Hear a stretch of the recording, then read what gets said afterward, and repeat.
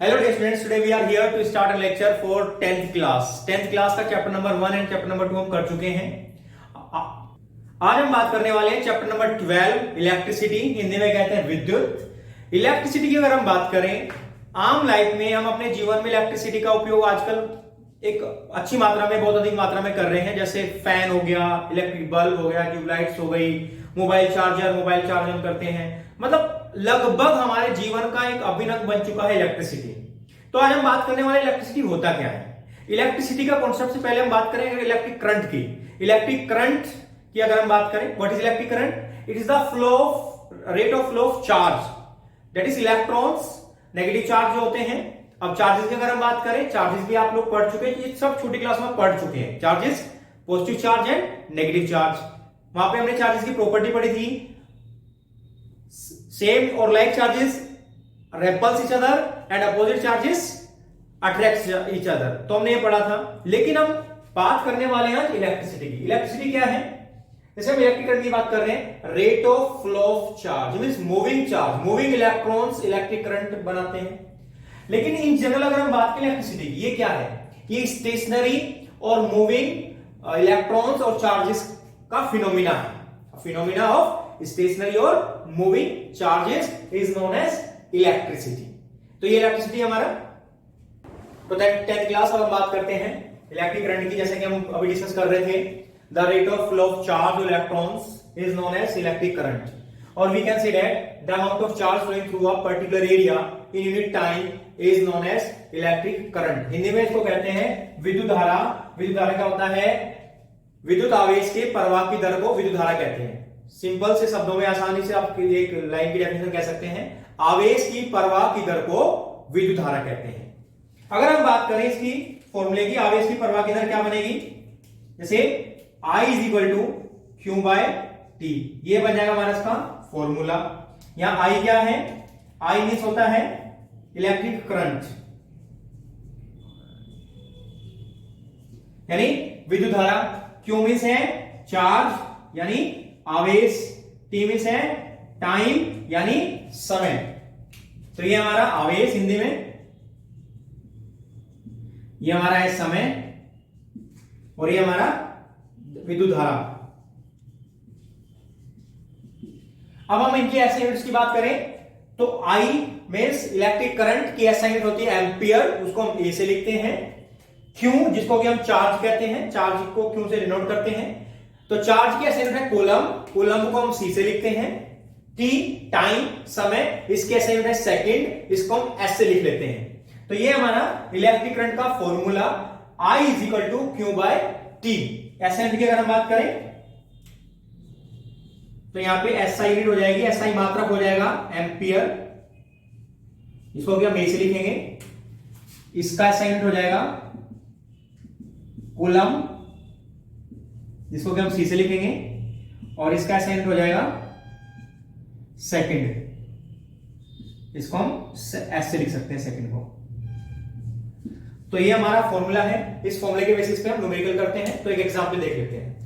तो 10th class example से पहले हम देखते हैं चार्ज के बारे में। चार्ज क्या है? It is a fundamental particle in an atom. किसी भी एटम में एक फंडामेंटल पार्टिकल होते हैं, वो चार्ज है। तो चार्ज दो प्रकार का होता है, पॉजिटिव एंड नेगेटिव।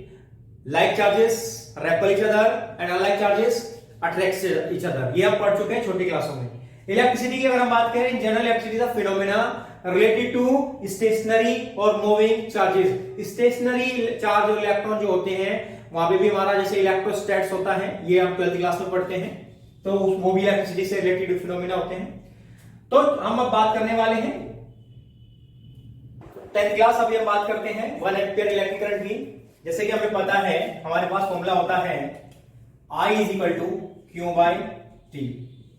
तो अगर हमें इसको 1 एम्पियर बनाना है तो यहाँ पे 1 कूलम चार्ज होगा और नीचे 1 सेकंड होगा। मींस 1 एम्पियर करंट क्या होगा कि जब 1 कूलम चार्ज 1 सेकंड तक फ्लो होता है किसी भी सर्किट में, तो उस सर्किट में करंट होता है 1 ampere. 1 ampere is constituted by the flow of 1 coulomb of charge पर सेकंड। मींस पर सेकंड अगर 1 कूलम चार्ज यानी 1 कूलम आवेश प्रवाह होता है तो 1 एम्पियर विद्युत धारा बनती है। तो यहाँ पे हम लिख सकते हैं इसको और आगे कि 1 ampere is equal to 1 coulomb per second ऐसे लिख सकते हैं, और पर सेकंड के लिए हम ऐसे भी लिख सकते हैं। हम बात करें इसकी दूसरी यूनिट्स की, तो यहां पे सबसे पहले बात कर रहे हैं मिली एम्पियर की। 1 मिली एम्पियर में 10⁻³ एम्पियर इलेक्ट्रिक करंट होता है। बात करें माइक्रो एम्पियर की, 1 माइक्रो एम्पियर में 10⁻⁻6 एम्पियर करंट होता है। हम यहां पे बात कर सकते हैं, ये याद रखने के लिए इंपॉर्टेंट है कि number of electrons in 1 coulomb charge, 1 coulomb charge में कितने इलेक्ट्रॉन होते हैं? 6 × 10⁻18 इलेक्ट्रॉन्स। मींस 1 कूलम आवेश में इलेक्ट्रॉनों की संख्या होती है 6 × 10⁻18 इलेक्ट्रॉन्स। हम बात करें charge on 1 electron, means 1 electron का आवेश वो होता है negative of 1.6 × 10⁻19 coulomb. Means -1.6 × 10⁻19 coulomb जो है 1 इलेक्ट्रॉन का आवेश होता है। आवेश एक प्रोटॉन में कितना होता है? सेम होता है। इलेक्ट्रॉन और प्रोटॉन का जो चार्ज है सेम है, नेगेटिव होगा इलेक्ट्रॉन का और पॉजिटिव होगा प्रोटॉन का, बस इतना सा अंतर होता है। ये हमारे पास एक फॉर्मूला है नंबर ऑफ इलेक्ट्रॉन्स निकालने के लिए, Q = Ne। यहां पे n number of electrons, E charge on electron, Q is the total charge. हम यहां से चार्ज निकाल सकते हैं जब हमें number of electrons and charge on electron पता हो, या फिर हम नंबर ऑफ इलेक्ट्रॉन्स निकाल सकते हैं जब हमें टोटल चार्ज गिवन हो, क्योंकि चार्ज ऑन इलेक्ट्रॉन में पता है।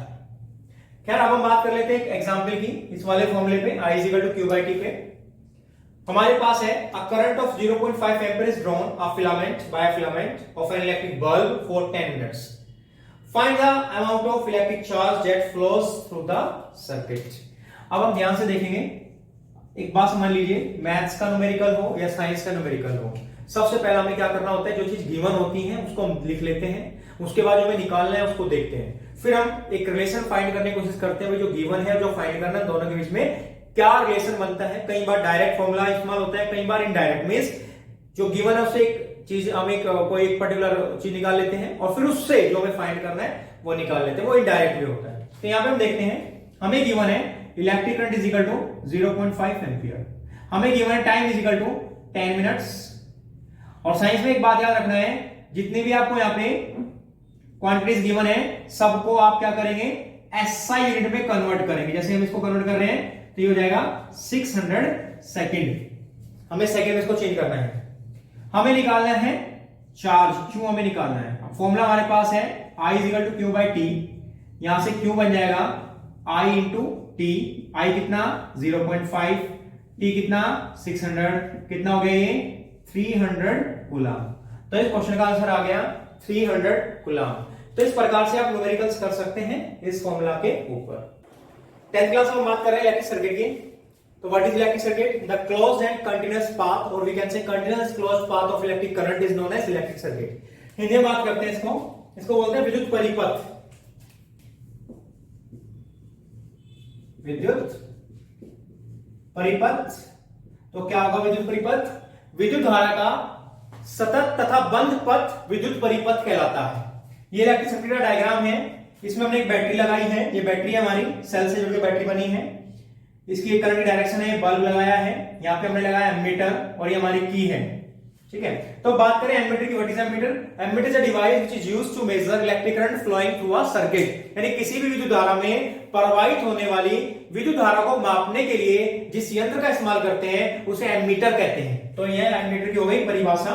बात करें एमीटर की, एमीटर का रेजिस्टेंस लो होता है और इसको हमेशा सीरीज कॉम्बिनेशन में जोड़ा जाता है। Ammeter has low resistance and always connected series combination in the circuit. Series combination को हिंदी में कहते हैं श्रेणी क्रम। तो एमीटर को श्रेणी क्रम में जोड़ा जाता है, सेट किया जाता है। अब हम बात कर लेते हैं डायरेक्शन ऑफ इलेक्ट्रिक करंट।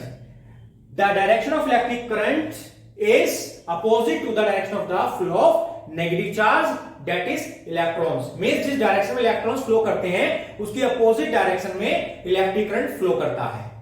लेकिन अगर हम बात करें इनिशियली जब इलेक्ट्रिसिटी फिनोमेना की डिस्कवरी हुई थी, उस समय पे इलेक्ट्रॉन के बारे में जानकारी नहीं थी, तो उस टाइम पे मान लिया गया कि the direction of flow of positive charge is direction of flow of electricity. Means जिस डायरेक्शन में पॉजिटिव चार्ज फ्लो करता है वही हम इलेक्ट्रिसिटी की डायरेक्शन लेंगे। बट बाद में जब इलेक्ट्रॉन डिस्कवर हुए और क्योंकि हमें पता चला electricity is due to flow of negative charge that is electron, इसलिए हमने लिया कि इलेक्ट्रॉन के अपोजिट डायरेक्शन में इलेक्ट्रिक करंट की डायरेक्शन होगी। As electrons were not known at the time when the phenomenon of electricity was discovered, so the current was considered to be flow of positive charge। तो मान लिया गया कि current जो है पॉजिटिव चार्ज का फ्लो है, and the direction was considered from positive terminal of the battery to the negative terminal. तो इनिशियली हम मानते थे कि पॉजिटिव टर्मिनल से नेगेटिव टर्मिनल की तरफ हमारा करंट फ्लो करता है क्योंकि ये पॉजिटिव चार्ज की वजह से, लेकिन जब इलेक्ट्रॉन की डिस्कवरी हुई तो हमें पता चला इलेक्ट्रॉन की वजह से ही होता है इलेक्ट्रिसिटी, इसलिए इलेक्ट्रॉन के फ्लो के अपोजिट डायरेक्शन में इलेक्ट्रिक करंट की हम डायरेक्शन लेते हैं। तो ये था हमारा 12th चैप्टर का इलेक्ट्रिसिटी के बारे में हमने आज पढ़ा है। तो 10th क्लास हमारा विद्युत परिपथ हमने पढ़ लिया, एमीटर हमने देख लिया, विद्युत धारा की दिशा हमने देखी, विद्युत धारा किसे कहते हैं वो हमने देख लिया। तो आज क्लास में हम इतना ही करते हैं, मिलते हैं नेक्स्ट क्लास में।